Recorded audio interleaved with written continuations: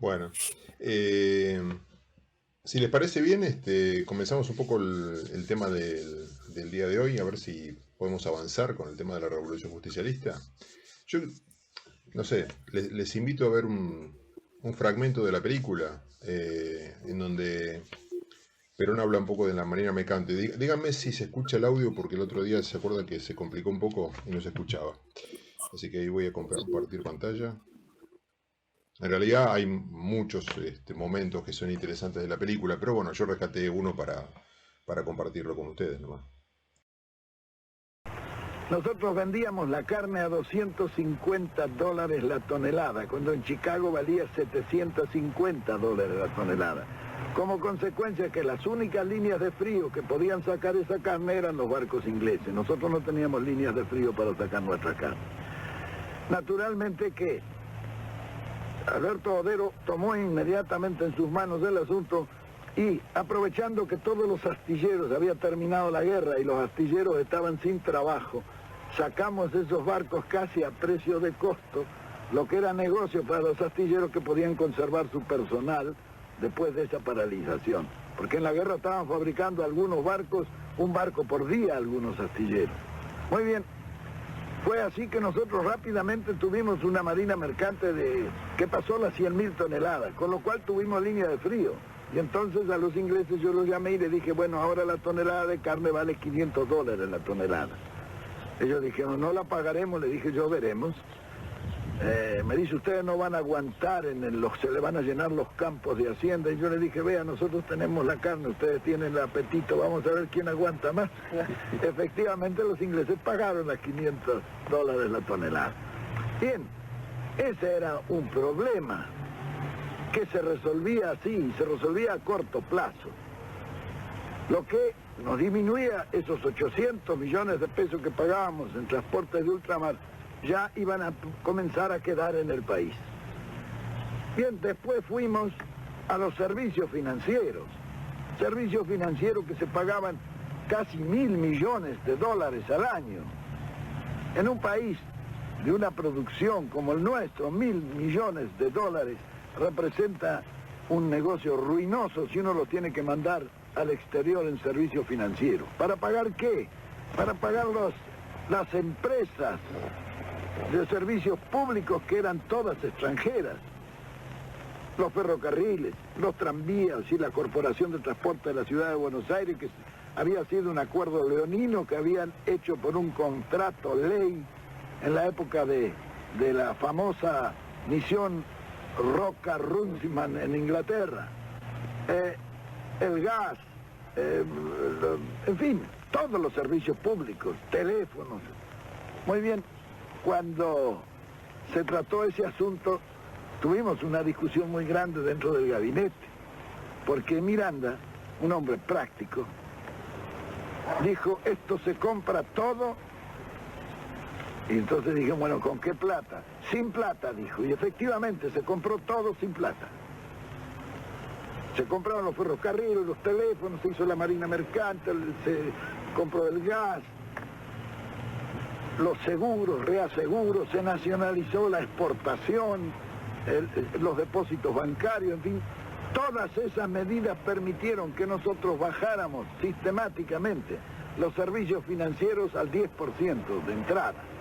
¿Cómo fue que se compró sin plata, general? Los ferrocarriles. Bueno, por ejemplo, los ferrocarriles se compraron con una habilidad extraordinaria de Miguel Miranda. Él era un comerciante y un negociante hábil. Él hizo correr primero la voz de que nosotros compraríamos los ferrocarriles. Los ingleses, que habían terminado la guerra y andaban un poco pobres, se vinieron enseguida a venderlos. Cuando llegaron, Miranda le dijo, no, nosotros no hemos dicho nada, dice, eso es una cosa buena, pero si ustedes los vendieran y nosotros los compraríamos, ¿cuál sería el precio? Y entonces los ingleses, que era el directorio de Londres ya, le dijeron el valor de libros. ¿Y cuánto es el valor de libros? 10.000 millones de pesos argentinos. Miranda lo miró y se rió. Le dice, ¿cómo vamos a pagar 10.000 millones de pesos por fierro viejo? No era fierro viejo. Estaban funcionando cerca de 50 y tantos mil kilómetros de vía con estaciones y en muchas partes una legua a cada lado, que era lo que le habían dado en la concesión inicial. Había pueblos, había 26.000 propiedades de los ferrocarriles. El Dock Sud, el puerto de Buenos Aires, era de los ferrocarriles ingleses. Muy bien, claro, se siguió negociando. ¿Cómo se hizo este negocio? Bueno, Miranda empezó a regatear. Los ingleses estaban duros, porque para negociar los ingleses son muy hábiles y muy duros. Hasta que bajaron a 8.000. Y Miranda siempre decía, no es posible. Los ingleses ya habían estado muchos días en Buenos Aires y se querían ir. Bueno, y un día cometieron un error. Lo vieron a Miguel Miranda y le dijeron, vea, si ustedes nos pagan 6.000 millones por los ferrocarriles, nosotros le depositamos a usted y a Perón en un banco que ustedes nos indiquen 100 millones de dólares. Al día siguiente, claro, estos negocios se hacen así.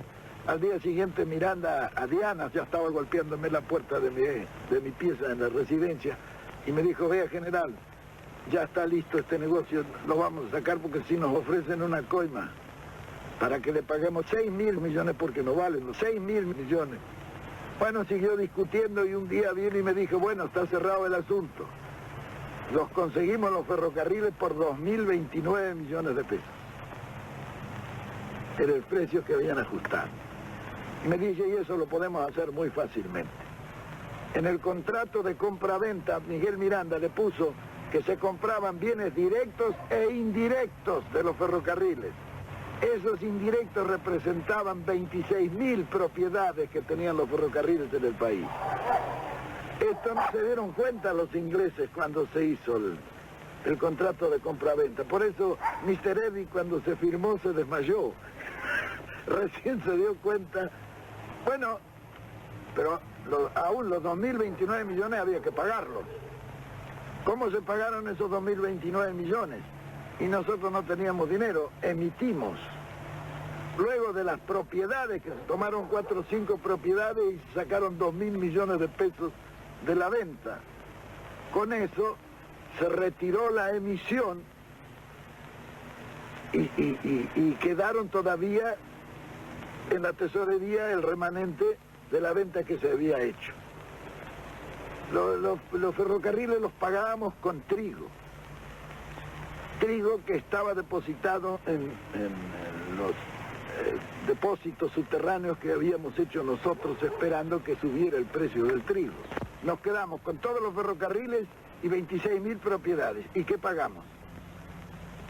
Era como decía Miranda, lo compramos con papelito. Y efectivamente se compró. Todo lo demás se hizo en forma similar, es decir, un buen negociante que, aprovechando el Estado, hizo buenos negocios. Por eso los ingleses no nos han perdonado nunca.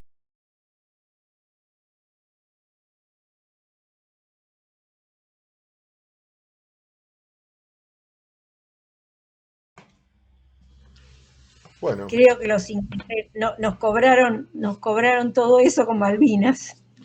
bueno, no, la idea me parece que es también pensar que por más mala que la veamos la realidad, hay posibilidades de salir adelante, porque si no, nos la pasamos llorando y sufriendo y llorando y sufriendo y siempre para abajo, para abajo, para abajo. Y yo creo que en los momentos que Perón tomó el gobierno, las cosas estaban también durísimas, estaban terribles, estaba todo tomado. Como están escuchando, estaba todo tomado. O sea, el comercio de la carne no era de Argentina, era inglés. Los ferrocarriles eran ingleses. Y no había forma de salir, no había manera. Y bueno, le encontraron la vuelta. También es esa, ¿no? La cuestión. Y bueno, un alto grado de patriotismo. Cuando aparece el tema de la coima, en vez de tomar esa parte como una cosa positiva para ellos personales, lo tomaron como esto es un dato. Esto es un dato. Esto evidentemente no vale eso, porque si nos están proponiendo una coima, evidentemente es porque está sobrevalorizado. Pero imagine que empezaron con 10.000 millones de dólares y llegamos a 2.000, ¿no?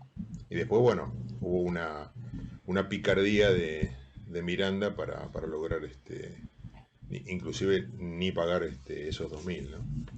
Pero bueno, me parece que es interesante que en estos tiempos, que todo lo vemos oscurísimo y cada vez más negro y más profundamente negro, ir pensando que todo esto puede ir cambiando también. O sea, no es, bueno, de acá no queda nada. Por supuesto que no la tenemos fácil. Por supuesto que no la tenemos fácil. Pero si no seríamos argentinos si no estaríamos pensando, si no estuviéramos pensando cómo salir de esta cuestión, ¿no?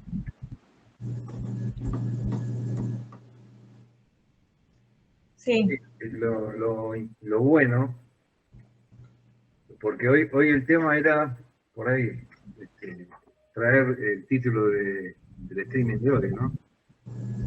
¿Por qué, cómo y por dónde es que el justicialismo es revolución o es revolucionario, ¿no? Y bueno, y me parece a mí que una de las cuestiones es, como vos dijiste, el ADP, ¿viste? Alta dosis de patriotismo, por un lado. ADP, vamos a poner ahí tenés una sigla que nos pueden identificar, ¿viste? La creaste vos, ADP. Pero digo, que por eso es tan importante poder rememorar esa revolución. Es una revolución posible porque ya está hecha la revolución, se hizo, ¿cierto? Hubo un proceso revolucionario objetivo y concreto, un proceso de industrialización enorme, en 9 años. Entonces, esto que vos estás diciendo es totalmente posible. El tema es explicitar con qué lo vamos a hacer. Y el ADP es central para esta cuestión. Por lo tanto, necesitamos aquellos dirigentes que tengan una alta dosis de patriotismo, que yo creo que hay. Está lleno de personas, como decíamos antes, que Mercedes contaba lo de la parte tecnológica nuestra. Tenemos tipos hábiles, gente capacitada, y yo creo que la gente también, el pueblo también está capacitado para accionar de una manera diferente. Ahora, el tema es el marco, ¿no? Que le vamos a dar a eso y los miembros de ese marco, ¿cierto? Pero me parece muy importante que las generaciones anteriores a nosotros conozcan esto, en lo histórico, cómo estábamos en el 43, por qué hubo una revolución en ese momento, porque muchos hablan de la parte democrática y que no, porque fue un golpe de Estado, ¿viste? Y en realidad hay que ver de qué manera y para qué. Digo, fue un movimiento revolucionario de coroneles que tenían ADP, tenían una alta dosis de patriotismo y el país estaba de la forma que vos dijiste, claro. Y de la forma que está relatando Perón, de cómo se hicieron un montón de cosas. Entonces, imagínate que si... Esa es una parte de lo que dice Perón, ¿cierto? Porque después hubo una cantidad increíble de industrias. Nosotros fabricábamos locomotoras. Entonces vos imaginate, fabricar locomotoras en esta época, por ejemplo, digo, implica la posibilidad de trabajo de una cantidad enorme de pequeñas y de medianas industrias, ¿cierto? Entonces, con la riqueza natural que tenemos, con toda la parte del know-how, digamos, del CONICET, de todos los científicos que tenemos, no sería demasiado difícil hacerlo. Pasa que hay que tener, me parece a mí, una unidad de criterio, que sí la tenía el peronismo en ese momento, ¿no? Y una doctrina de base. Y sumar, por ahí también es una cuestión nuestra en este humilde streaming, de ir sumando a la gente que tenga altas dosis de patriotismo. Yo creo que la direccionalidad, me parece, es ir para ese lado, ¿cierto? En un nacionalismo o un patriotismo que no tiene nada que ver con el argumento de los nazis ni nada por el estilo. Sino, digamos, reapropiarnos de lo propio. Esto sería la cosa. Y para eso necesitamos un movimiento revolucionario, volver al movimiento nacional que existe y elegir a los conductores de ese movimiento nacional o a la organización que conduzca.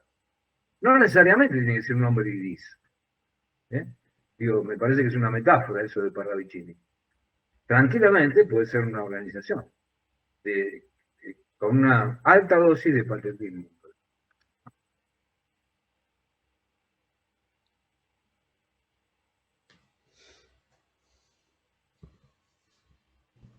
Yo les tengo que pedir disculpas porque siempre parezco bajoneante con todo esto, pero la verdad que yo que me dedico, que investigo tanto y que veo tantas cosas, quizás este no es el mejor momento para que yo esté hablando acá, pero yo estoy muy triste con todo lo que está pasando. Entonces es como que todo parece que estuviera para abajo.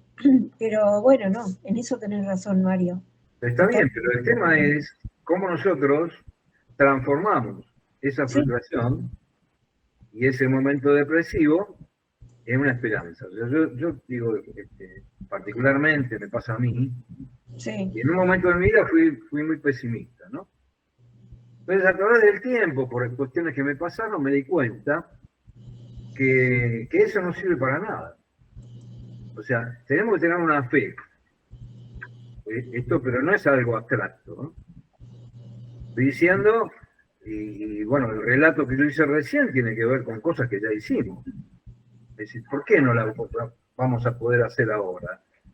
Y más con la juventud que tenemos, porque digo, yo no le doy pelota a los viejos vinagres que hablan de la juventud humana, ¿viste? Es decir, vos misma contaste hoy lo de tu familia, y esos son jóvenes, son gente joven. Sí. Y yo puedo contar un montón de cosas de mi familia.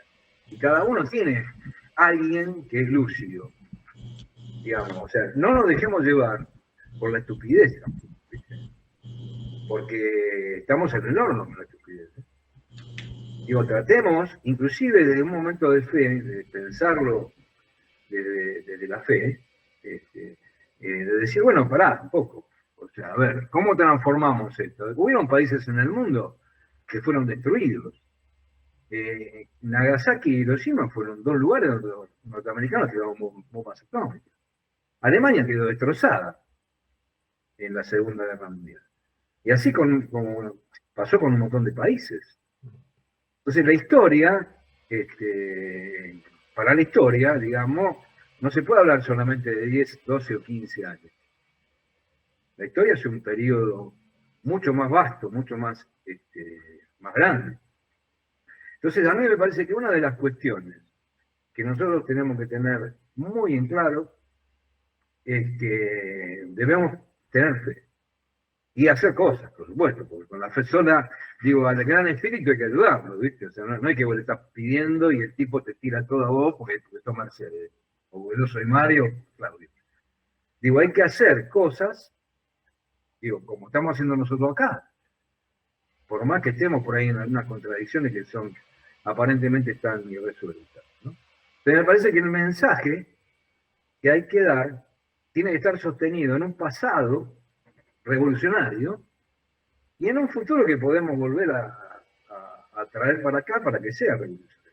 Sí, me parece, Mario, que es un mensaje no solamente que tenemos que dar, que nos tenemos que dar, porque si no, no podemos avanzar. Esto es a escala social o política, pero nosotros podemos hacer una metáfora con cualquier persona que haya padecido una enfermedad o un problema de discapacidad y demás, y sale adelante, decimos alucinante como el tipo salió adelante. Bueno, muchachos, si no ponemos esa potencia, No salimos más, obvio que no salimos más. Está todo mal, sí, está todo mal. Y hay cosas que pueden estar peor, sí, es verdad, todo eso es verdad. No es una negación maníaca, no estoy hablando de eso. Estoy hablando de poner en potencia. O sea, sacar de nosotros lo mejor para poder construir, porque Pero yo tenemos creo que este replicar. estado asambleario que tenemos todos, Mm. que uno lo ve permanentemente en la calle también, ¿cierto? Digo, hay un punto de inflexión donde decimos basta esto. No sé de qué manera, ¿viste? Pero yo no quiero, digamos, decir mi opinión específica, ¿no? Pero nosotros tenemos que tener en claro qué pasó, por ejemplo, en ese periodo histórico del peronismo que hizo cosas, muchas cosas. ¿Qué pasó en el periodo de la década del 70? Digo en claro, ¿viste? Tenerlo en claro para no repetir esos errores, ¿viste? Y del 76 para acá, tener muy, muy en claro que el invasor o el enemigo, el adversario está metido dentro de nosotros.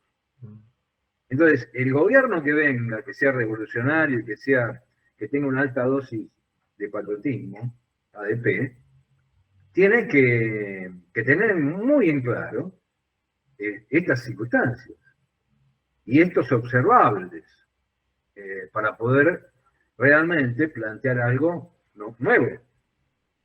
Pero yo pongo mucho hincapié, hago hincapié en el sistema jurídico-político.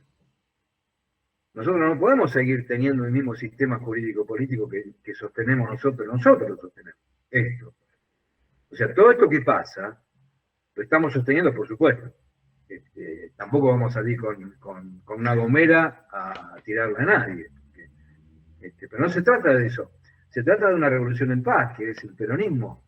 Digo, ¿no? Digo, el alma del peronismo, la naturaleza del peronismo, es hacer una revolución en paz. Digo, no vamos a hacer la revolución rusa nosotros. No. Ni vamos a hacer la revolución china, ni la revolución cubana. Es una revolución argentina, que tiene más de evolución que de revolución, me parece. ¿No? Entonces, creer en los valores y en los principios que tenemos, y transmitirle a los jóvenes, y esto me parece central, este tipo de aspectos, digamos, ¿no? Quizás nosotros también tuvimos algún error en no transmitirlo eso. Está bien, muchos de nosotros porque vivimos laburando. ¿Viste? Yo la vez pasada tengo dos hijos, un hijo de 41 años y una hija de 40. Y Paco me decía, mirá, la verdad que yo ahora te entiendo, que tengo una hija, lo que te pasaba a vos. Y para mí fue algo muy importante que me lo dijera, ¿viste? Yo viví laburando toda mi vida. Y aguantándome a todos estos cipaldos que engendraron este desastre. Estábamos diciendo recién, hace un rato, yo recordaba que hay 476 leyes, y la de entidades financieras es una de las más importantes, que son los obstáculos más grandes que hay para poder avanzar. Porque si no, digo, ¿cómo hacen otros países del mundo? O sea, pongámonos a ver, ¿viste? ¿Cómo hace Brasil, por ejemplo? Brasil, en la época peronista, no existía. Nosotros fuimos los que armamos la industria aeronáutica brasilera. Nosotros el polo industrial de brasilero, como se llama en San Pablo, lo armaron técnicos nuestros. ¿Me entendés? O sea, Brasil en 10 o 12 años cambió la estructura del país. Por supuesto que le falta cambiar un montón de cosas porque no son peronistas. Pero digo, hay un montón de países en el mundo que avanzan. El problema es que ahora ya no es la contradicción que antes planteábamos del peronismo, que es un cierto equilibrio entre el comunismo y el capitalismo. Ya eso no existe más. Digo, la pregunta es, ¿qué es Trump? ¿Viste? ¿Qué es Putin? Xi Jinping, ¿qué es? ¿Viste? Y si vos me decís comunista o capitalista, yo te digo que no. Pero hay un poder financiero internacional que ellos mismos están tratando de gambetear ahora. Porque Trump Sí, todo está... a ver, que arma, Mario, hay dos elementos ahí que me gustaría rescatar de lo que vas diciendo, a ver si podemos abrir un poco más algunas líneas.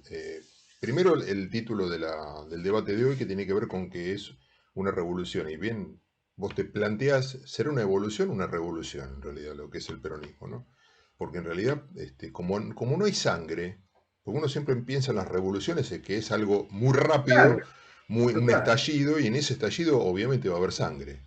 totalmente. Pero lo que propone Perón es una revolución en paz porque Totalmente. surge de la doctrina que él observó en el pueblo argentino, ¿no?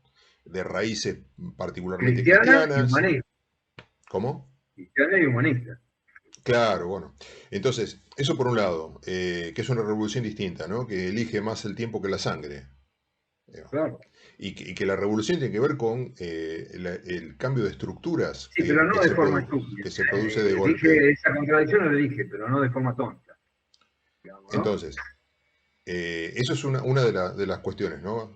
Pensar la revolución, porque desde la izquierda también se dice, el peronismo no es revolucionario. El peronismo es retardatario de la revolución. ¿Por qué? Porque piensan en lucha de clases. Y ahí tiene que ver esto que vos decías respecto a esta equidistancia entre el comunismo y el capitalismo. En realidad, yo creo que Perón no estaba en una equidistancia.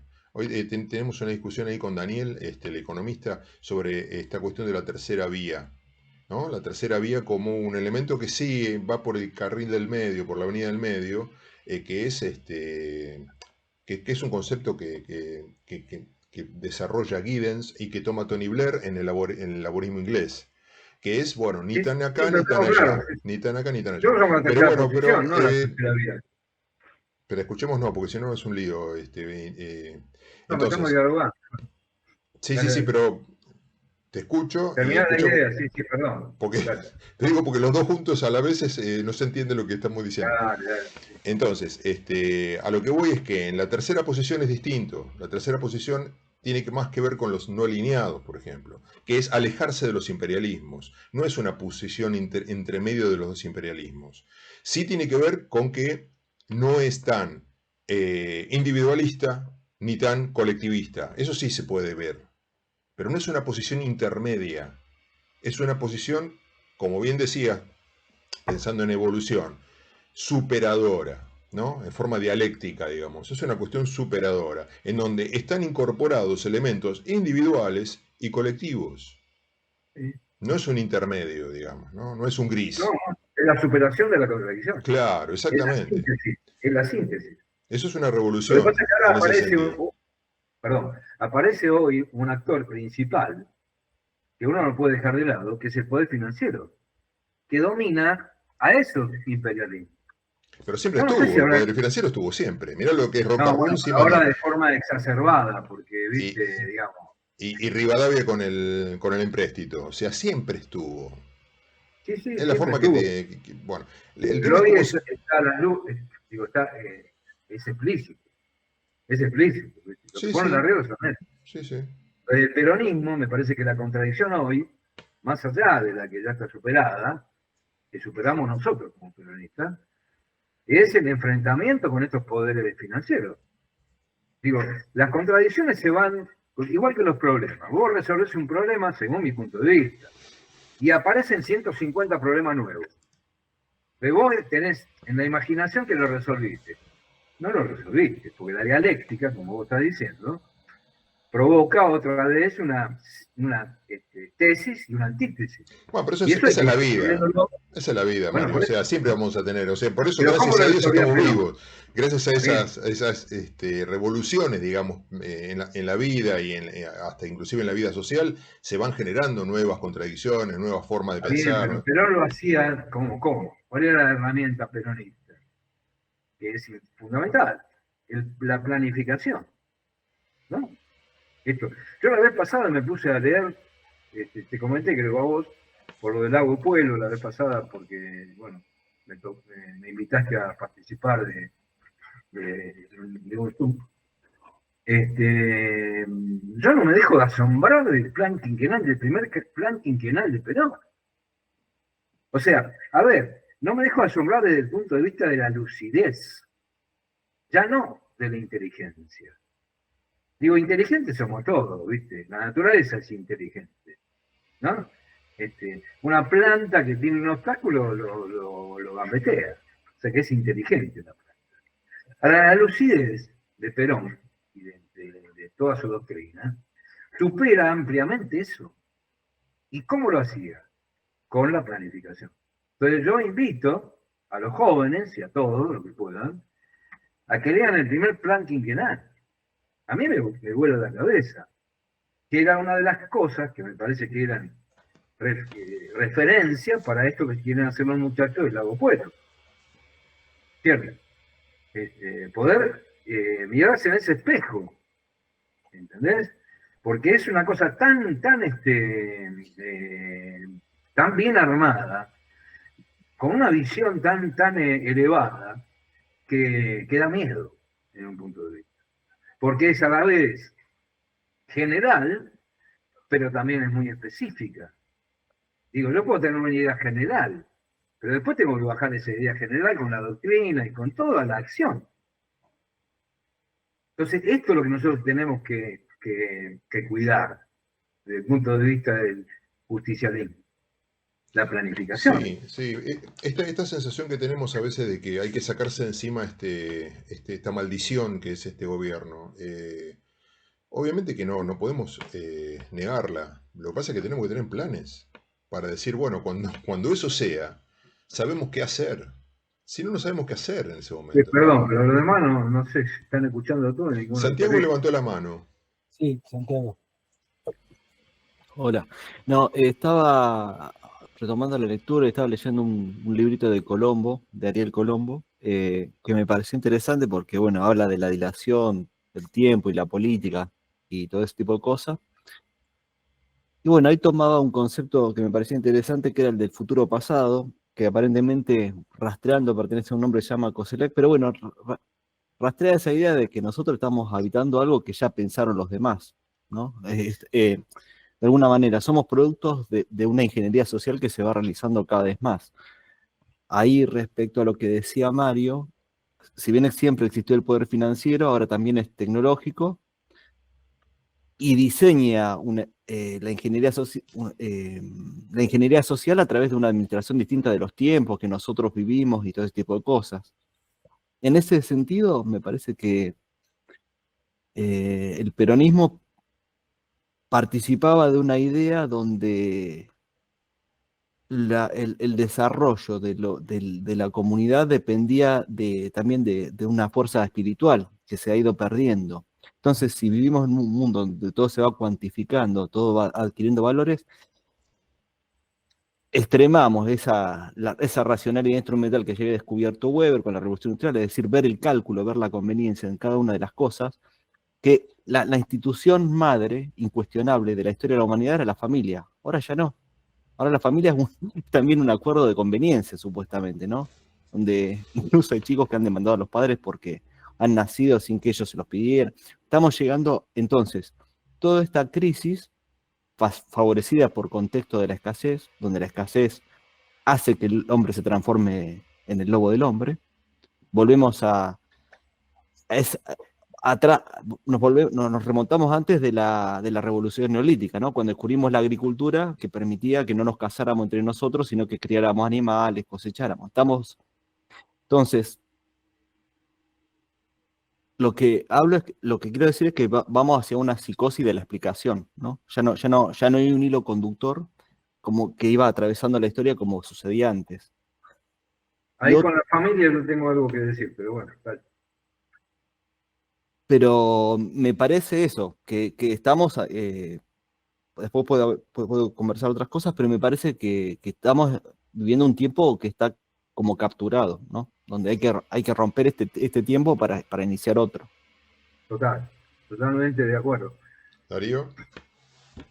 Sí, retomando el hilo de Santiago, que es válida la reflexión que está haciendo, yo creo que estamos en un tiempo de quiebre, en un tiempo de corte, de fin de época. Son 40, 50 años donde la conducción del poder financiero se hizo cargo de la evolución del sistema, y a mí me parece que está llegando a un punto límite.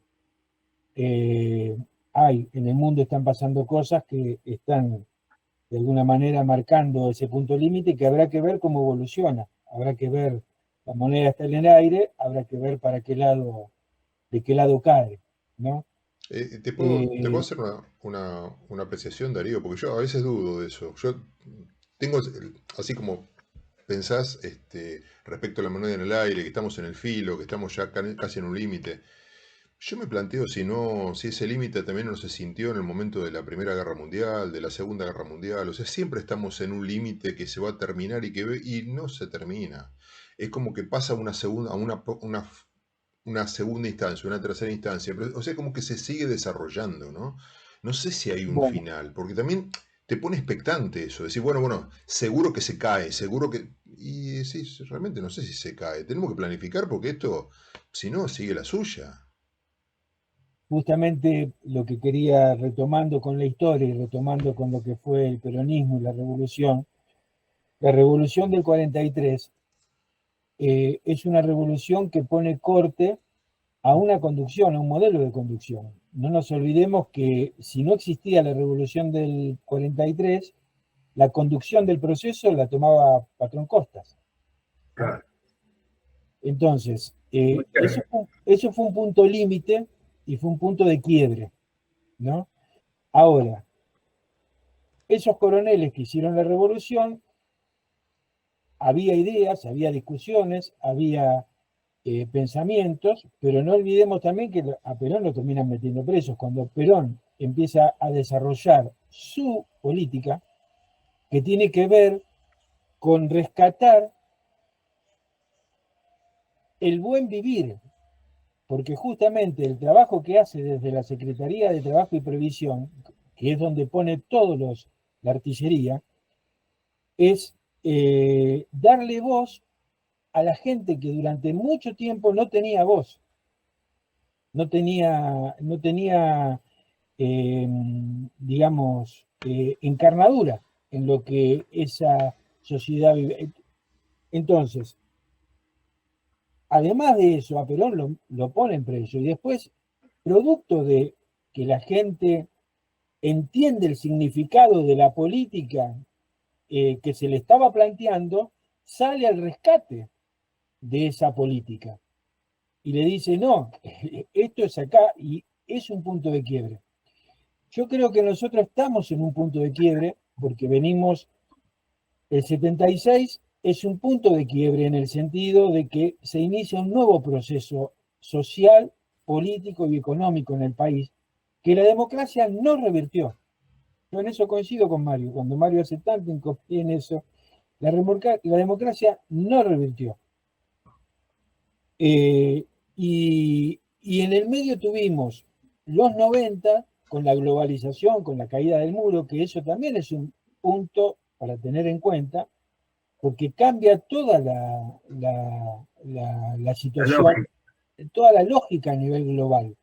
Y nosotros en ese momento salimos de una hiperinflación nunca vivida en ese rango, en esa magnitud, con el gobierno radical, y la sociedad busca el peronismo, con una proclama que era revolución productiva y salariazo.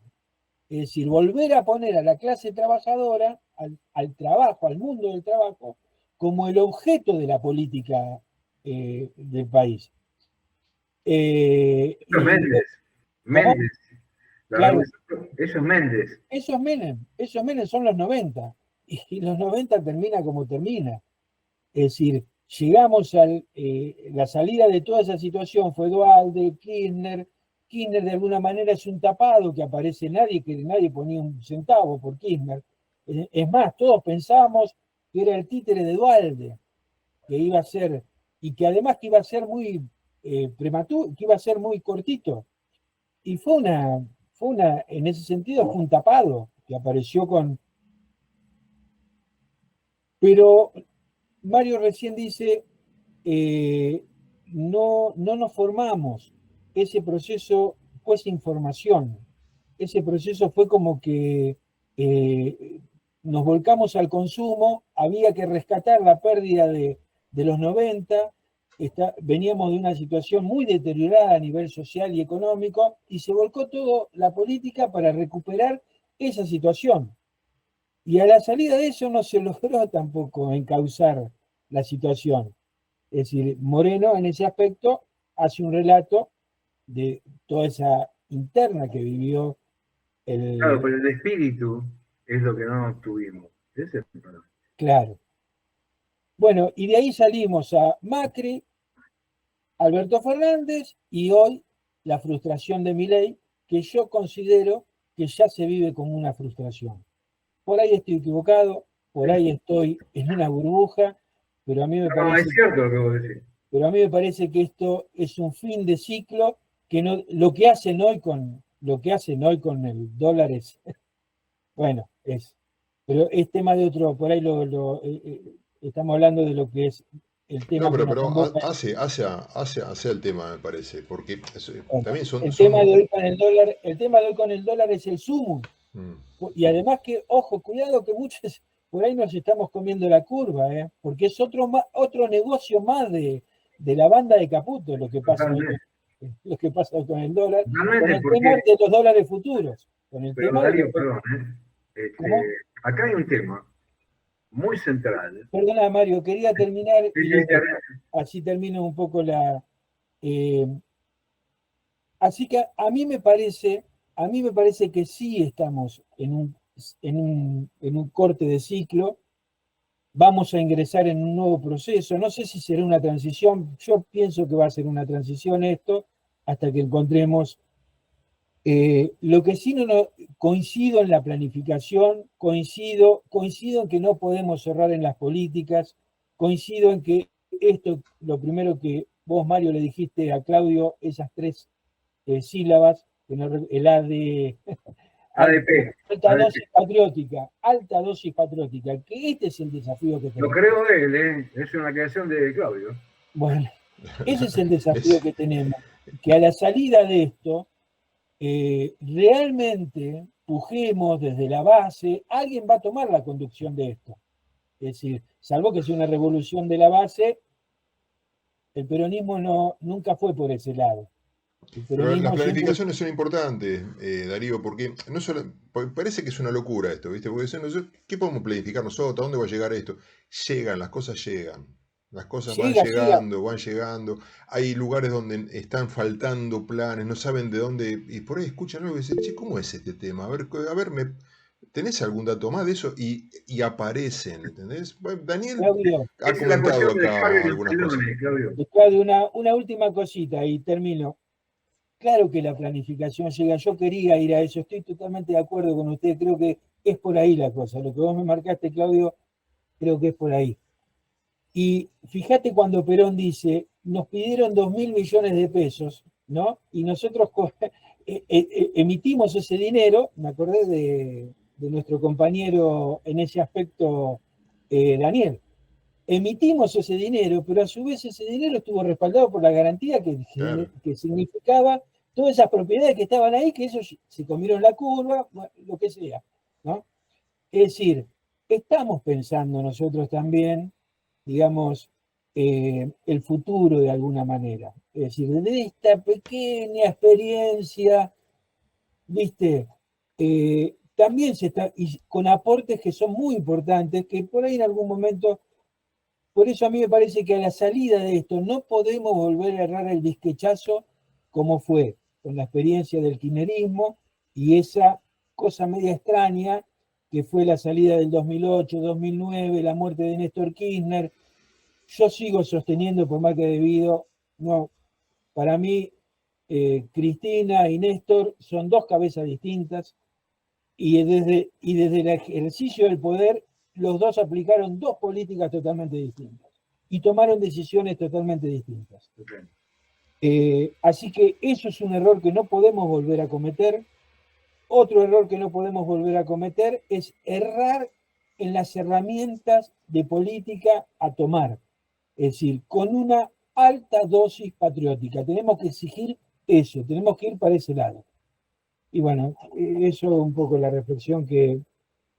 Y yo por ahí, no sé, Jorge, ¿no querés decir algo? Estás muteado, Jorge, pero Santiago recién levantó la mano, digo. Estoy escuchando. Sí. Santiago levantó la mano por eso. Sí. Santiago. Jorge, ¿vos tenés que hablar? ¿Vos querés hablar? No, después hablamos. Perdón. No, Qué diplomático que estamos hoy, ¿eh? Somos menos. Nos peleamos entre nosotros. No, lo que me parece que sí. Acá cae la idea de que hoy un grupo que puede dirigir todo. Me parece que, volviendo ya al fango, a lo más bajo, que es la política, de todo lo que hemos hablado, ya una dirigencia, o sea, no creemos en la capacidad per se que puedan tener, sino abren una convocatoria, por lo menos expresando inquietudes de determinados cuadros técnicos. Que eso es lo que, por ejemplo, ahí lo que vemos con lo que dijo Perón es que ha habido 1 millón de discusiones de gente que conoce el tema. Y nosotros, desde nuestro lugar, no podemos conocer nuestro trabajo, ciertas realidades, pero todo se nos escapa. Y ahí no sé si salía la imagen, yo había agregado una imagen de Adel Constanzo, Adel, un hombre que vivía acá en Trenquelauquen, que había diseñado un auto y quería regalárselo a Perón, se lo regala en 1954. Es medio una alegoría de la Argentina, ¿no? Podría ser una película. Se llega a regalárselo a Perón, a este auto, un auto deportivo que había diseñado. Perón le dice que tiene mucho talento, le regala un auto, por el auto que le había regalado a Adel, y le dice que viaje a la Fiat, que el gobierno se va a encargar de tramitarle y que él vaya a la Fiat a aprender cómo se diseñan autos allá, como que es una especie de pasantía. ¿Y qué sucede? Bueno, cae el gobierno de Perón, ¿no? O sea, va a ser derrocado en el año siguiente y bueno, todo eso se va a quedar truncado. Pero esto revela la inquietud del ciudadano que tenía una idea y pues proyectaba realizarla. Hoy tenemos un problema en ese sentido, que las personas que están capacitadas técnicamente piensan que no pueden realizarse en el país y tampoco hay un cauce para que el Estado reciba esas inquietudes, ¿no? Porque, y pueda evaluarlas, si son factibles, si no. Totalmente. Bueno, perdóname, una de las primeras medidas de Perón es las cartas de la gente al gobierno. Con las inquietudes que tenía la gente, las clasificaron, las sistematizaron. Es una gran enseñanza, ¿sabes? Hay que hacerlo de genios. No, tal cual. O sea, lo que te quería decir cuando vos me dijiste lo de las cartas, que yo no lo sabía, es que hay una voluntad de absorber, de aprender, ¿no? No creerse que te las sabes todas. Totalmente. De escuchar. Y otra cosa, por ejemplo, tenemos el descubrimiento de esta mina, Yacimiento Filo del Sol, Salta. Dice que tendría 13 millones de toneladas de cobre en medio indicado, 32 millones de onzas de oro y 659 millones de onzas de plata. Nadie habla, más allá de eso, en qué uso potencial podría tener, no sé, en la industria de la medicina, o sea, es un país que se lo van robando de a poco, sí. Porque nadie nos dice cuál podría ser ese uso potencial para... Vos hablas con los chilenos y te dicen, ustedes son riquísimos, lo que pasa es que ustedes no se enteran, pero ustedes tienen mucho más cobre que nosotros. Es decir, los cuadros técnicos que forman la universidad no están sirviendo a los fines del bien público. Bueno, por eso hay que volver a estructurarlo. La información es un cuerpo sin alma. Sí. El problema es que nosotros seguimos siendo un enclave. Para los grandes poderes mundiales somos un enclave. Ni siquiera colonia. Somos enclave.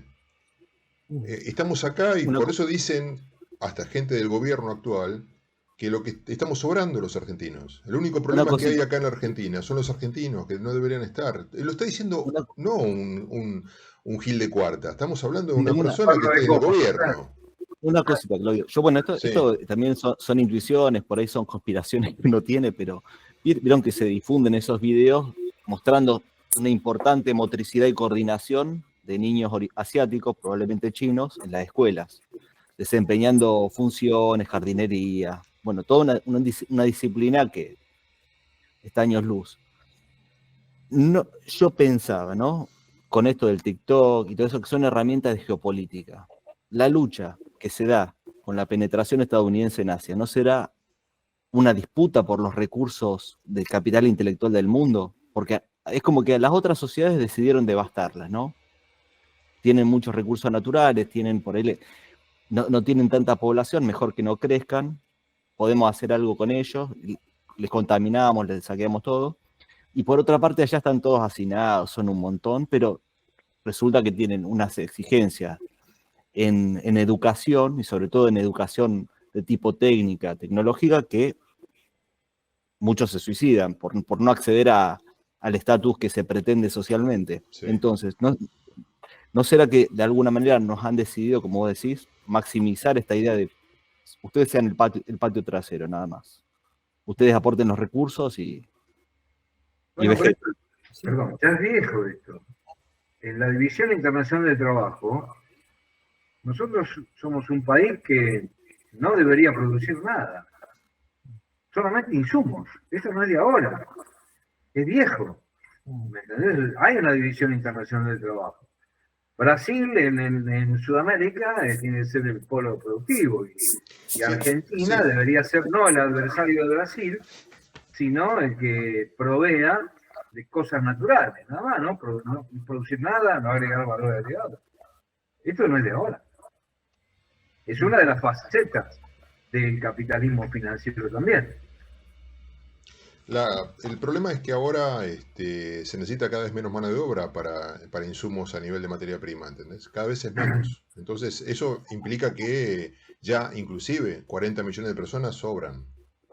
Están sobrando. Pero sobran para ellos, porque quieren campo raso. No, para lo que decís vos, para este tema de la división del trabajo, Mario. Claro. ¿Entendés? Pero por eso te digo, hay que sacarnos de encima. Hay que sacarnos de encima el enclave. Hay que sacarnos de encima esto, claro, otra vez de vuelta, una vez más. Tenemos infiltrados en los organismos nacionales. Siempre. Que tienen, no, pero ahora es mucho peor. No sé si Rivadavia era mucho peor o mucho mejor, no sé, o sea, hay de todo a cada rato. Bueno, tiene que haber un gobierno ADP, una revolución ADP. Porque si recordamos el bombardeo a Plaza de Mayo, vos decís, mirá, es la misma fuerza, las Fuerzas Armadas que está bombardeando a la población, a la propia población. Eso no existe en otro lado. O sea, por eso te digo, no sé si hoy es peor que antes. También te encontrás con estos temas, ¿viste? A cada rato. El problema es que no hay Fuerza Armada. Bueno. Es otro cuerpo sin alma. Es otro cuerpo sin alma, ¿viste? No tenemos al GO, ¿eh? Nadie tiene en cuenta acá que en este país hay mucho contrarrevolucionario. Venimos, o sea, porque yo estaba escuchando, ¿no? A todos, y hay un tema que nadie lo pone en el tapete, que es la contrarrevolución.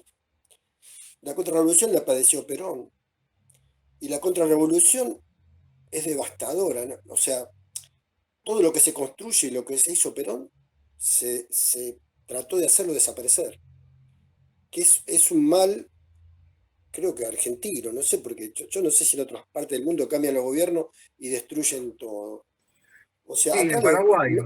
Paraguay con la guerra de la Triple Alianza es lo mismo. Bueno, no, pero ellos no fueron, pero no fueron contra ellos mismos. Lo que dice Jorge es son gente del país que está contra el país. Es muy raro.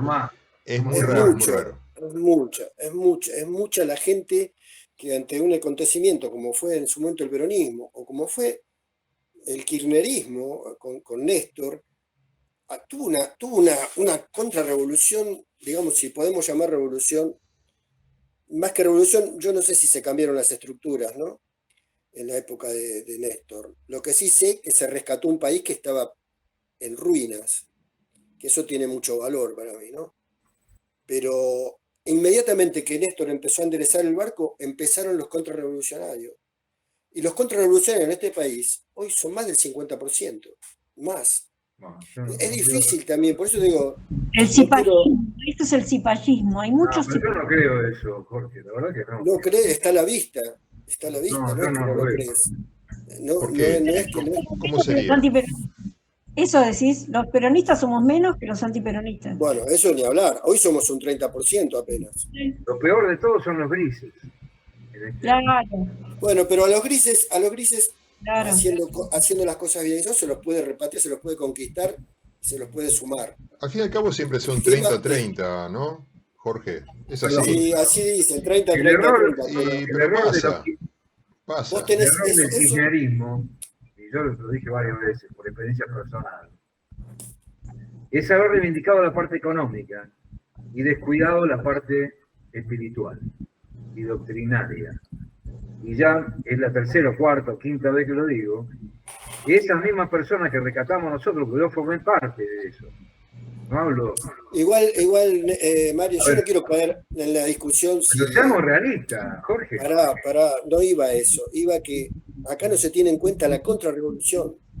Sí, Y es una fuerza muy, muy grande, ya desde la época de Perón, ya de antes. Pero son 30% de la población, ya lo tenemos ¿qué claro. 30%? No. Es más, si no estaría este tipo tampoco en el gobierno. Pero ustedes atribuyen a que este gobierno es producto de lo que venimos padeciendo, trajeron a este. No es tan así. ¿Quiénes ustedes? Hay una parte de culpa y hay que hacer una culpa, sí. Pero a eso sumale las fuerzas contrarrevolucionarias. Perdón, Cristina le Son entregó el grandes, gobierno a son- Macri y después le entregaron el gobierno a este tipo. ¿Te queda Bueno, por eso claro? estoy Bueno, pero diciendo. a ver, Y Macri que- vamos a los datos. Vamos a hacer una cosa un poquito más fácil, que serían los datos. En un momento, Cristina ganó con el 54%, Perón ganó con el 60%. ¿Tá? O sea, no es tan así. ¿Pero No por es qué, que, Claudio? ¿Por qué Espera, ganó? espera. Entonces, a lo que voy es, hay un núcleo durísimo antiperonista, hay un núcleo bastante duro peronista, y hay una fluctuación ahí que va y viene, que de golpe, si se va para un lado, te llega a un 60 o un 70% para un lado, ¿entendés?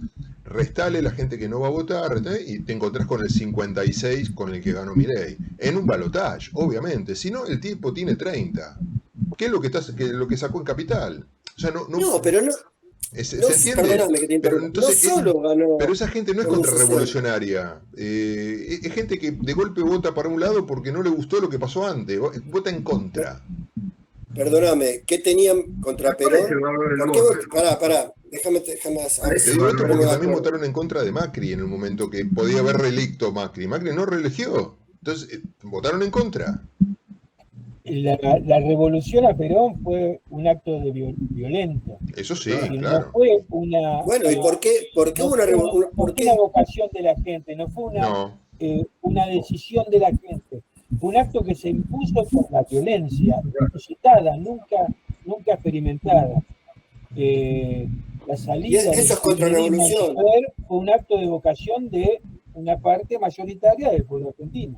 Y una decisión de Perón de no meter sangre ahí, porque podía haber sido un desastre, una guerra civil. Sí, después Ese es otro problema también. Bueno, ponele que es otro problema, pero te digo que Después podría haber claro, pasado sí, eso, pero- ¿no? Perón hizo una autocrítica de eso. ¿no? 13 años después. Perón hizo una autocrítica de eso. Eso. 13 años después le hizo la Y él autocrítica. dijo tenía que haber fusilado a todos los que hicieron. Bueno, en un momento de la historia dijo eso. No, Habrá está que bien, ver ese pero a mí me momento parece muy específico, es un momento Está bien, específico, pero el digo, las dos contexto, hay un cosas- montón de cosas, ¿no? No son contradictorias. Si No estamos hubiera, planteando como Mario, algo contradictorio. Perón dijo, si hubiera sabido, si Claro. hubiera imaginado la violencia con la que, Destruyeron digamos, todo. claro, con la que los tipos intervinieron, tal vez hubiera tomado otra decisión. En ese momento él no pensó que eso iba a suceder, que la salida era distinta. Lo dijo 18 años después eso. Por ¿no? eso no es contradictorio. No es contradictorio. Fíjate que estamos siempre en la dicotomía. Yo te digo, y si San Martín hubiera bajado del norte y hubiera empleado su sable contra los unitarios, hoy por ahí no hubiera pasado. Y siempre decimos, o sea, siempre, por eso digo, la contrarrevolución, también Rosas en su momento, bueno, podemos, es repetitivo. Cada vez que Claro, enderezamos pero cada vez. ¿a quién le metés la contrarrevolución? ¿Al pueblo o a la dirigencia? Porque lo responsable no es el pueblo, ¿viste? No, Menos hay un gente. sistema jurídico político como la democracia, ¿viste? yo creo que Democracia. hay un enclave muy grande en este país de gente que por el afán de proliferar en sus ambiciones, no les importa nada, de Porque no nada, tienen doctrina. y son muchos, y tienen los medios, y tienen el poder real, y tienen, bueno, tienen todo. Entonces, por eso yo hago hincapié mucho en que cuando, por ejemplo, voy a tomar a Néstor, que fue lo más reciente, enderezó el barco y puso el timón a donde había que ponerlo, le cayeron encima de una manera atroz. Entonces, claro, Cristina ganó con el 57, pero después de todo lo que se venía manejando en contrarrevolución, digamos, ¿no? Haciendo la salvedad que no sé si lo podemos denominar revolución, pero empezaron a actuar enseguida todas las fuerzas a las que me refiero, ¿no? Que son las que se enriquecen importándole 3 pitos de entregar la Patagonia, de entregar el agua, de entregar, o sea, en general hablo, ¿no? Milei, Macri, bueno, puedo hacer una lista Bueno, extensa. quizás También, a ver, Antes espera, también a ver, nombraron, tratemos no de sé, pensar un poquito. termino. A ver, Déjame terminar con esto. dale. Déjame terminar. Antes nombraron a personas como si tenemos que aprender de los errores y cómo es que no aprendemos. Y yo digo, no aprendemos de los errores y con la historia reciente tenemos a personajes que se repiten por tercera o cuarta vez en la conducción del país, como la borracha, como Stutzenegger, entonces decís, bueno, no es que no aprendemos de los errores, nos gusta repetir los errores, o sea, hay toda una serie con esto que traigo que hay una serie de complementos y de cosas que no ponemos en la balanza que nos juegan muy en contra, y no quiero ser pesimista, yo concuerdo con con todo lo que dijeron concuerdo. Ahora, es un país muy particular. Ninguna duda, yo coincido con vos. Ahora, hay momentos de conducción. Cuando aparece ese conductor tiene que haber esos planes, esa planificación, tiene que haber material con el cual se pueda trabajar.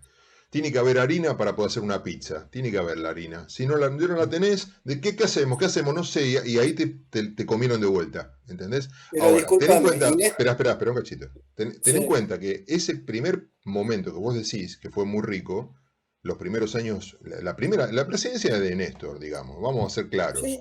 Logró... Y había planificación, bueno, porque estaba debido. Bueno, y él logró la elección de Cristina con semejante cantidad de votos. Después, cuando fallece, se suma una cuestión épica, emocional y demás, que logran el 54%. O sea, no es tan sencillo derrocar un gobierno así.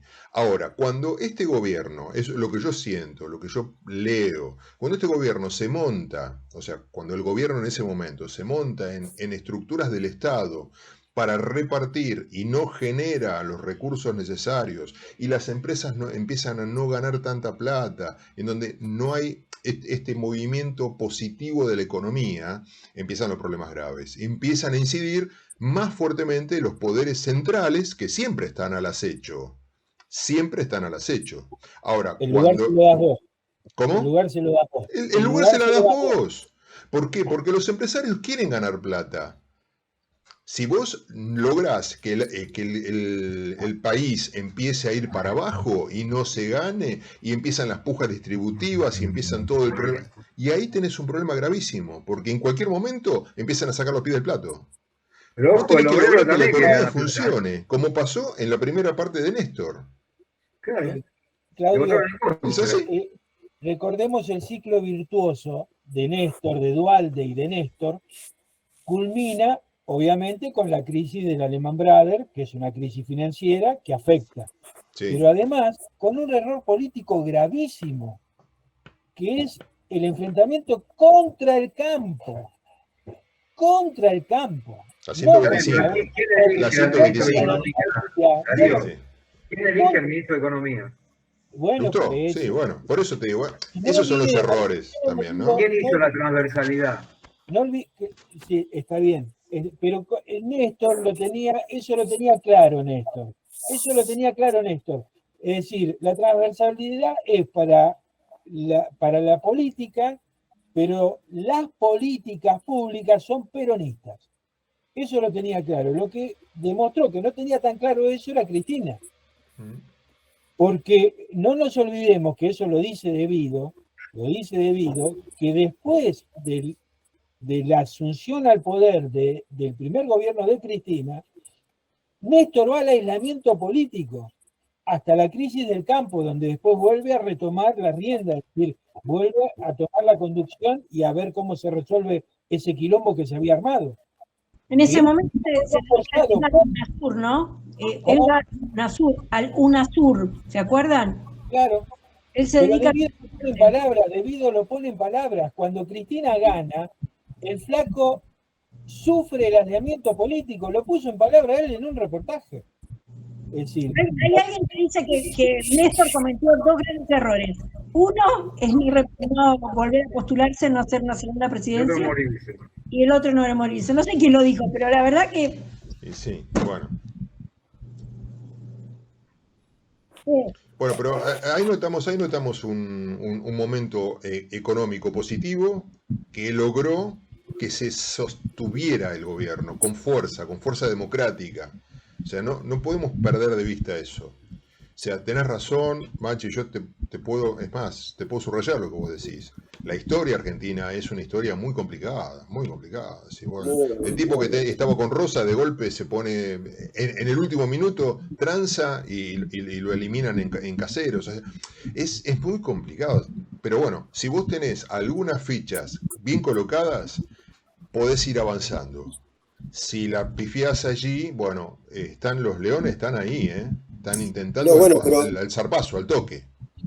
Por eso te decía que Perón ganó por escándalo porque hizo las cosas bien durante 3 años, ¿verdad? O sea, del 43 al 46, entonces, bueno, la gente se volcó masivamente por una cuestión lógica.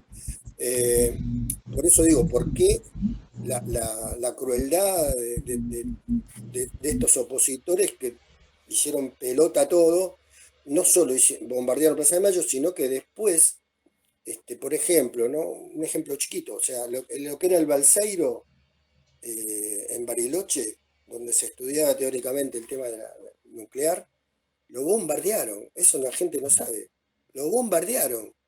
O sea, pasaron con los aviones, hoy si vas a Bariloche, vas a la isla, están como quedó en ese momento, bombardeado, así, o sea, pasaron con los aviones navales, pum, lo bombardearon. O sea, la locura y lo que digo yo, ¿no? Este engendro que hay la otra vez hablamos del tema, ¿no? Decir, bueno, ¿cómo hacer para que las cosas que están bien hechas no sean destruidas cuando viene el antagonismo ¿no? Cambiando el sistema jurídico-político. Claro, bueno. Pero tenés que tener poder político para eso, Mario. Claro. Y lo mismo pasó con esto. Yo lo que propongo. Sí, es verdad, hay que pensarlo. A ver, yo estoy proponiendo ninguna revolución sanguinaria, Estoy diciendo que el problema más grave que tenemos es el obstáculo. Porque Jorge dice lo de la contrarrevolución. Sí. Toda tesis tiene una antítesis, es dialéctico. Ahora, ¿cuántos son los de la contrarrevolución que están armados para provocar un desastre? Y son 4 tipos. Este es el problema que tenemos. Yo no puedo echarle la culpa a la gente, porque te están obligando a votar. Este es el problema que tenemos nosotros. Entre uno que es una basura y otro que es menos basura, pero son basura.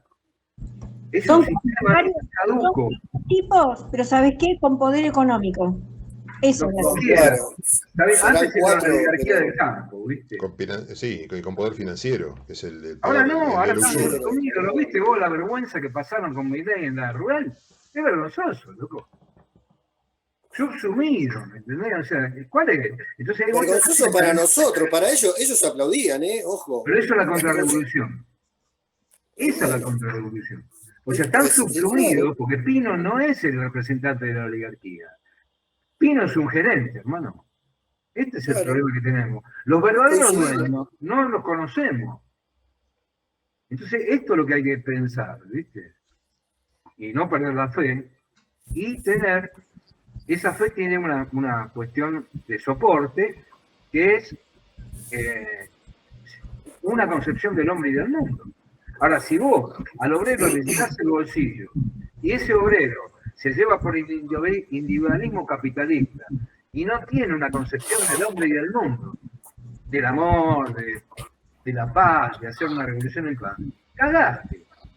Este es el problema de Néstor en el periodo que tuvo. Este es el problema grave que tuvo. Porque yo lo viví. A mí no me lo cuenta nadie, lo viví yo. ¿Qué es lo que viviste? Nosotros laburamos un montón en el Ministerio de Desarrollo Social de la Nación, llevando una cantidad infernal de subsidios. Y la gente que estaba destruida en el 2001 lo votó en contra en el 2009. Así de claro, ¿sabes por qué? Porque los camiones no decían Ministerio de Desarrollo Social. Era lo mismo darle el subsidio a un radical que a un peronista. ¿Entendés? Entonces, veamos la realidad como es y escuchen a la gente que tiene experiencia en esto, ¿viste? Con todo respeto lo digo, ¿viste? Yo lo vi.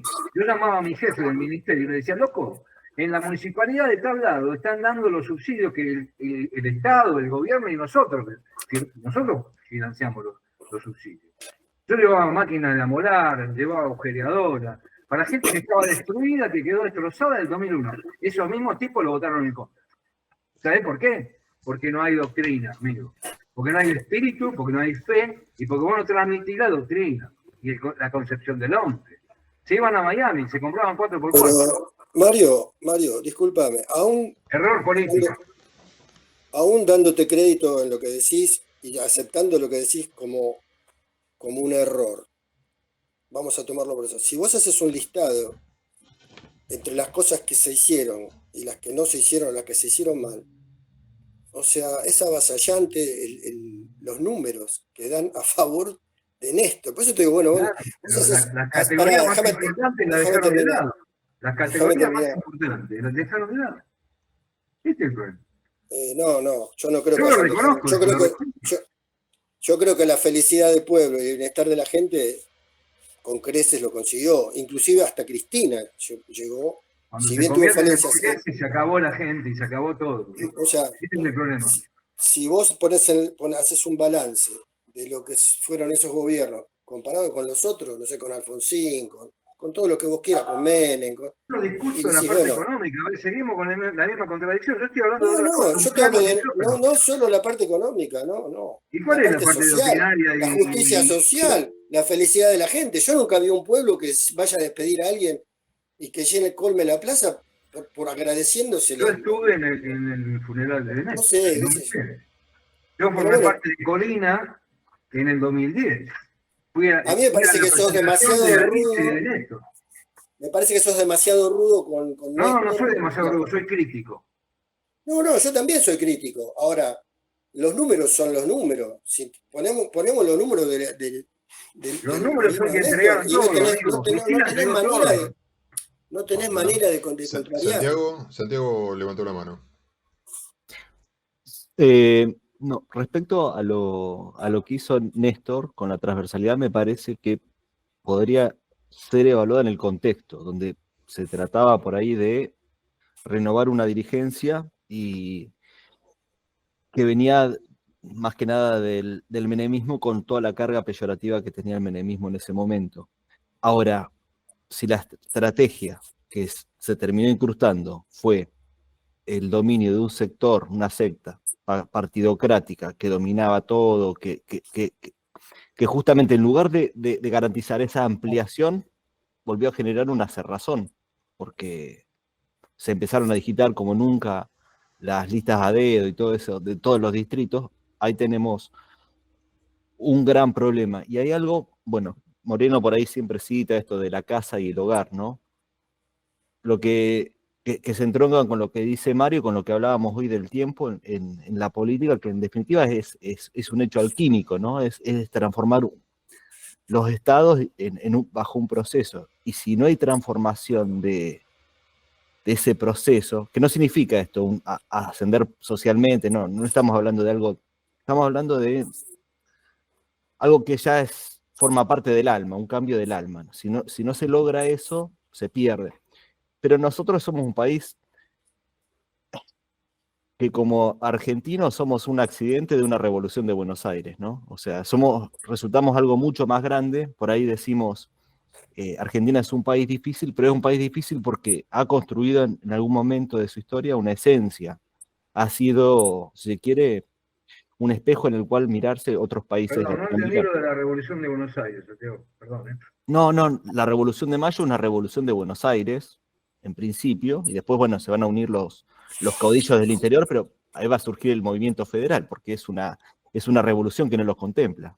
O sea, es un fenómeno, si se quiere, ahí caemos en los diseños sí, iluminista y afrancesada, ante todo. Por eso va a ser antiespañola, por eso se va a llamar Casa Rosada, y no Fortaleza de Juan Baltasar de Austria o Palacio San Miguel Arcángel, que son nombres mucho más rimbombantes, que hablan de una administración de un poder temporal sagrado y con una continuidad histórica, y termina siendo una Casa Rosada, ¿no? Hay toda una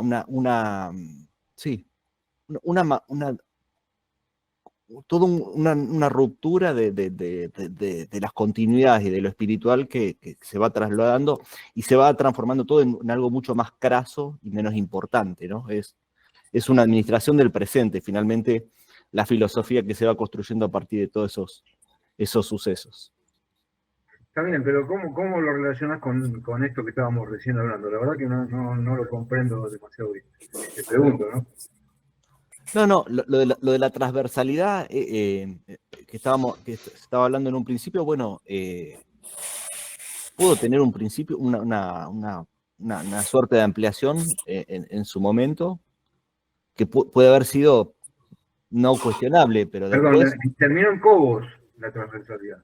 Este es el problema. Bueno, esas son decisiones... Los políticos... Esas son decisiones de 2007 para adelante. Los dirigentes, los líderes, se sostienen por el éxito.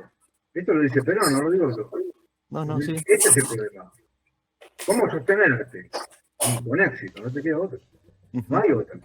Ahora, ¿en qué terminó? ¿En qué desembocó? Y bueno.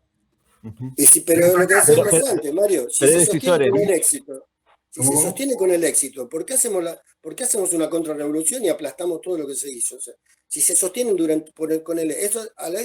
a eso me estaba refiriendo. Perón tenía un éxito rotundo, había levantado el país, había dado desarrollo, y lo voltearon. Luego habla de un montón de gente, y yo me quedé pensando que la gente como nosotros tiene la culpa, ¿no? Yo no dije que nosotros tenemos la culpa, te digo, ¿por qué lo voltearon a Perón?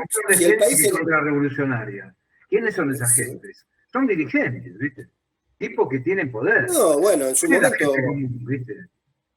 No, pero no perdí en su momento fueron las Fuerzas Armadas, sobre todo la Marina. Pero no perdió por las urnas.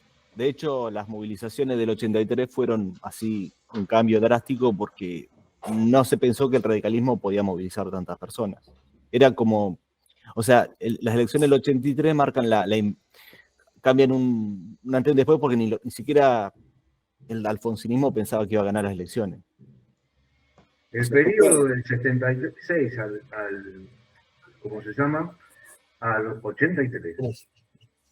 No era el peronismo que nosotros hablamos de doctrinario, que tiene valores, que tiene principios. Ojo con eso.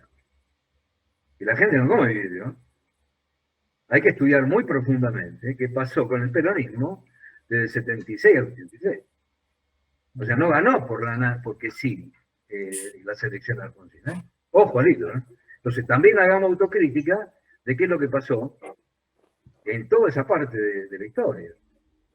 Del 73 al 76 y del 76 al 83. Yo estoy de acuerdo, Mario, pero me parece que igual tenemos que encontrar los mínimos comunes denominadores, porque si no, estamos muertos. Si no estamos muertos. Te planteo esto, Mario. Cuando Machi te dice sos muy crítico o sos muy negativo, sí, estoy muy crítico. Me parece que es demasiado. ¿Y por qué te digo demasiado? Bueno, es mi percepción. ¿Por qué te digo demasiado? Porque no puedes construir. Porque todos hay una especie de purismo en tu elección que te hace que todos son una porquería, ¿entendés? Entonces es muy difícil ahí poder entablar un diálogo y discutir. No, yo no digo eso, yo digo que... Déjame, después me respondes. Porque si no te acercás a la visión de que, no sé, todos los empresarios son malos. ¿Viste la visión de la izquierda? Decís, pero no se puede dialogar entonces. No puedes construir nada si vos pensás siempre que todos los empresarios son malos. O que todos los obreros son buenos. ¿Entendés? Yo no dije eso para nada. Ya sé que no dijiste, estoy dando un ejemplo, no digo que digas claro, eso. Pero no es el ejemplo que tiene que ver, no es pertinente para lo que yo digo. para mí, con todo respeto. Lo que yo digo es que si no nos sacamos el antifaz y la careta, y no vemos realmente cómo es lo real, no la realidad de ficción que vivimos, lo real, ¿viste? El tsunami en el que estamos metidos. No nos vamos a salvar, ¿eh? Empecemos viendo cómo es la realidad actual, y hagamos una interpretación del contexto. Yo tengo toda la fe del mundo, nunca tuve más fe que ahora. Sí, en el 73. Nunca tuve más fe que ahora, porque sé que el movimiento nacional surge de nuevo y va a hacer una revolución. Yo estoy totalmente seguro de eso. Pero una cosa es ser crítico y autocrítico. Y nosotros tenemos un problema grave en la historia argentina, que no hay crítica en la autocrítica. Entonces vos, será duro lo que yo digo. Está bien, tendré que bajar 4 cambios, no sé, la verdad que me siento... Es un proceso. Me da miedo, ¿viste? No decir lo que me parece que... No, ¿cómo no? De ninguna manera, me parece bárbaro. Es tu pensamiento. Claro. Ahora, si vos querés que yo viva en la ficción, bueno, no. No. Estamos tratando de evaluarnos entre nosotros, así como vos Yo podés lo que evaluar digo lo que yo es cierto, pienso, no es pasa cierto, nada, vos no tenés pasa que nada. Lo que yo estoy Yo diciendo, también, ¿es cierto o no? a veces me pongo también así, pero lo que te quiero decir es que cada uno que va pasando en la historieta nacional es baneado, ¿entendés? Este es uno y este es el otro, y este hizo Igual, una y este Claudio. hizo otra. Entonces es imposible poder Mirá el dialogar en una espectáculo de las mesa. elecciones. A ver, Claudio, Sí. por favor, hacer una crítica, o por lo menos una Yo no tengo que propuesta hacer de lo ninguna que crítica porque yo no pasó en estuve en las ningún elecciones. lado, ¿entendés? Yo no tengo que hacer ninguna crítica. Y me parece que el peronismo justamente le piden permanentemente que hagan autocrítica, hacer autocrítica. El peronismo no hizo su autocrítica. La autocrítica, decís, loco, hay que hacer. Hay que hacer, hay que producir, hay que sentarse, hay que dialogar y producir. No sé si tanto autocrítica. Bueno, está bien. Con Santiago. cada uno con su punto de vista, yo también, como usted quiera. No, pero yo estoy hablando de la autocrítica que se le exige al peronismo que está en el poder, que estuvo en el poder, que autocrítica, hay que hacer autocrítica. El peronismo no autocrítica. estuvo en el poder, ¿viste? Lamentablemente es así. No hubo peronismo. ¿Viste? Bueno, entonces ¿a quién le pedís la autocrítica? Del 76 hasta acá no hubo peronismo. Pero entonces ¿a quién le pedís la autocrítica? Si no hubo peronismo, no hay autocrítica posible. Hay que hacer la crítica de que no hubo y decir por qué no hubo peronismo. Sí, ya sabemos eso. Tenemos 476 leyes financieras que no se sacaron. Está bien, también te puedo decir que Perón cuando volvió en el 74 no puso la Constitución del 49 de vuelta, pero eso no... Sí. Y bueno, entonces ¿qué le vamos a pegar a Perón? O sea, no podemos pegarle a todos, Mario, porque sí, así a la bestia. No pegarle, no, hay que ser crítico. Para mí es así. Somos críticos. Lo que muy pasa es críticos, que son muy críticos. No sé cuál es tu postura, pero si vos decís, si para vos... No, déjame que te explique. Si para vos la década ganada prácticamente la rebajás a la nada, no sé qué queda para no, nada. Vos estás hablando de otra cosa. Yo hablé de que en la parte no te dije nada de la parte económica. A ver si lo aclaramos. No, pero no es solo económico, hay que hacer un no se supo sustentar, no lo supieron sustentar, yo lo viví. Pero yo también lo viví, yo tengo más años que vos. Lo votó al obrero y el obrero lo votó en contra, amigo.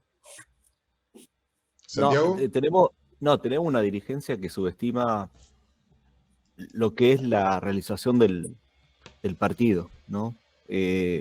Bueno, Mario ha ofrecido materiales respecto a la escuela de conducción política, todo, que implicaba formación, charlas, encuentros, y la mayoría de los partidos se reúnen solamente para las elecciones y no realizan ni siquiera actividades culturales como, por ejemplo, y esto lo destaco, la CGT. La CGT ha sido siempre un espacio bastante abierto a todas las expresiones políticas, más allá de la pertenencia o no al Partido Justicialista. En ese sentido, sí, yo pienso que hay una oligarquización que se ha visto paulatinamente creciente dentro de lo que son las figuras dirigentes, y entiendo creo que lo que está, el elefante en la habitación es cuáles son los armados en estas elecciones y qué cambió, ¿no? ¿Quiénes son los protagonistas, las caras que vamos a ver? Todo ese tipo de cosas. Y vemos que lo que me parece que se hacen visibles son las ausencias, ¿no? ¿Qué perfiles se están promocionando como futuro del peronismo? ¿De dónde vienen? por ejemplo, no vemos no sé, ni un joven cordobés, por ejemplo, no sé, alguien que represente el norte argentino, que es importante, tiene una historia riquísima. No vemos, no sé, un estudiante de una escuela técnica. Ojo, que no son, no me representan a mí, pero digo, hablan de la pluralidad y de un sesgo que es necesario que exista. Yo soy más una persona más interesada en las humanidades, pero estas personas son necesarias y forman parte de la representación de la sociedad y son indispensables, y no la estamos contemplando. Siempre estamos alrededor de esta figura que me parece que es grotesca, por ejemplo, del perfil de el egresado del Colegio Nacional de Buenos Aires dirigiendo a personas, a desfavorecidos sociales. No, es terrible y habla de... Bueno, ¿viste? Es la ley. Claro. Hacer un análisis histórico de quiénes fueron los que gobernaron y de dónde salieron. Ahora, ¿De dónde salieron los contadores y de dónde salieron los abogados que fueron gobernantes del país, hermano? A ver si no hay que hacer una autocrítica o una crítica de la historia. A eso me refiero. Bueno, Perón fue militar. Sí, pero además, pero no sé si es una autocrítica eso, Mario, porque eso se produjo a propósito, no es una autocrítica. Ellos no van a hacer una autocrítica, si ellos están formando sus gente. Cuando Miguel Cané se le ofrece, se le pide que haga la Facultad de Filosofía, era para que de ahí salieran los dirigentes, que le combatieran el ala a los abogados. Termina eso en un fracaso y los docentes son los que van más a la filosofía. Y filosofía, historia y demás, y todas las humanidades que aparecen, ¿entendés? Pero ellos creaban sus luces, ¿entendés? Eso no van a ser una autocrítica, te van a decir, obvio, claro que sí, estoy formando a la gente que yo quiero que esté ahí. ¿Qué autocrítica voy a hacer? Ninguna. Por eso esto de la revolución y contrarrevolución, tenemos que ponerlo en esos parámetros también. Es decir, ¿quién es la contrarrevolución? ¿Es el pueblo el contrarrevolucionario o son los dirigentes, como decís vos? Yo participo más de la idea que son los dirigentes que son contrarrevolucionarios, ¿no? El pueblo por ahí es un poco manso y es un poco tranquilo. Y vale la pena también, no sé. Porque no es explosivo, ¿entendés? No sé. Estamos desorganizados, Claudio. Y desorganizados. Sí. Pero puede ser. Es un proceso, esto no lo vamos a lograr. A ver, prácticamente los libertarios le ganaron la calle al peronismo. Sí. En la época de la pandemia, estuvimos todos encerrados, como manso, nadie hizo un autocrítico de un carajo. Nos encerraron durante 9 meses, 10 meses, nos quedamos sin laburo. Eso la gente a ver, está en la sangre, eso está como una experiencia mal vivida.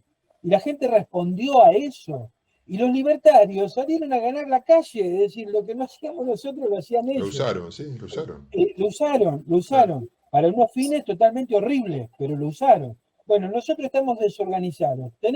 Estamos en la instancia donde estamos intentando volver a organizarnos. Desde la base, desde abajo. Va a ser un proceso. Yo no quiero discutir a ver si este dirigente, si este otro. Voy a ver la política. Es decir, si ahora vamos a entrar en una transición a la salida de este desastre, vamos a entrar en una transición, bueno, voy a evaluar las políticas, a ver para qué lado va la cosa. Y ahí es donde voy a enfocar los morteros. Así dicen que va a pasar a partir de la elección de octubre, que la idea es que se empiece a trabajar sobre cuál es el programa, lo programático de un gobierno posible. Ahora, me parece que lo que dice Mario también tiene relación con lo que dice Santiago respecto a que el movimiento nacional va a empezar a generar su gente que tiene que decir, sus dirigentes, ¿entendés? Claro, Santiago dice, nos falta gente que sea referente de los lugares, no referente político, referente de los lugares, referente sociales, referente del pueblo, referente de cada una de las áreas económicas, políticas, sociales. Me parece que es eso lo que está faltando. Pero van a surgir. Por ahí no sé cuál es la realidad, pero acá, no, o sea, yo estoy en un distrito donde gana históricamente las elecciones el radicalismo, somos pocos y no todo el mundo se expone, no todo el mundo tiene seguridades económicas. Yo soy docente, tengo una estabilidad y eso me beneficia. Claro. Pero además, bueno, tampoco tampoco soy un perfil sumamente confrontativo, sí defiendo mi idea, si me preguntan digo, todo bajo la libertad de enseñanza y sin coerción. Sin rigor, claro. Pero no puede ser, por ejemplo, que te convoquen, bueno, ya lo hablamos, pero se improvisa, a esto quiero ir, la política dejó de creer en el proyecto. Cree que es una administración de imagen en un contexto electoral. Sino que la persona que es candidata a concejal estaría preparada, habría una reunión semanal, mensual, con una comida como se hacía antes o como sea, y se explicaría, se estaría preparando ya la próxima persona, pero como se termina transformando en un, pareciera, ¿no?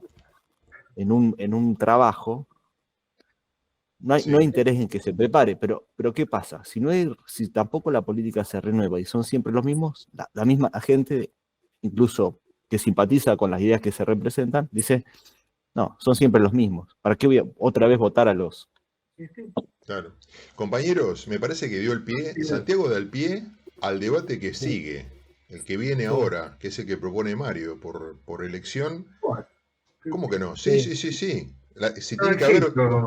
Sí, señor, no se haga el sota, señor. Usted dijo que los dirigentes tienen que tener formación política o no. Ese es el debate que usted planteó y ese es uno de los que está elegido y va en relación a lo que dice Santiago. Así que me parece que podemos cerrar acá para poder volver el jueves que viene a trabajar. ¿Cómo aprovecharse? ¿Cómo no? También podemos plantear revolución o contrarrevolución también. Peronismo y antiperonismo. Muy bien. Sí.